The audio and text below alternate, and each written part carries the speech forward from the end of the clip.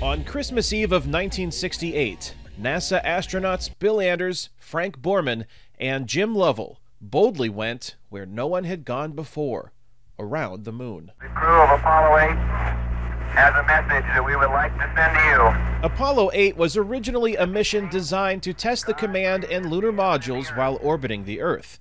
But Cold War heat launched Lovell and his colleagues further. We had intelligence information that the Russians were going to put a man or two men just circumnavigate the moon and come back.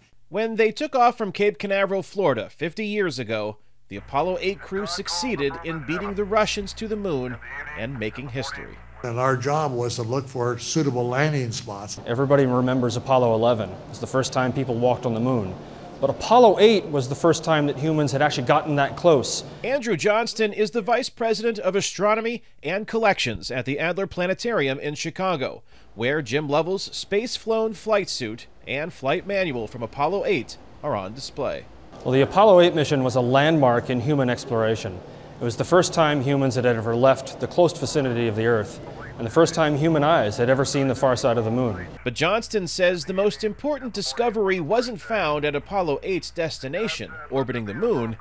It's what they left behind. It was the first time that humans had seen the Earth as this blue marble floating in space, and really changed how we think about our planet. To me, this was a real adventure. It was like a mini Lewis and Clark expedition. Jim Lovell says the importance of the Apollo 8 mission came to him 7 months later while watching the Apollo 11 crew, those who would ultimately land on the moon, take off from Cape Canaveral while standing next to famed aviation pioneer Charles Lindbergh. But he says it was Apollo 8. It was the real deal. For the first flight to the moon, to navigate to the moon for the first time, to circle the moon, this to him was the epitome of the program as he saw it.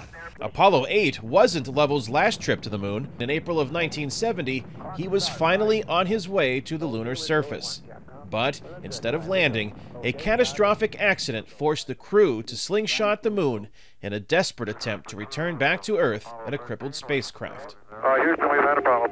Today, Apollo 13 is remembered as NASA's successful failure.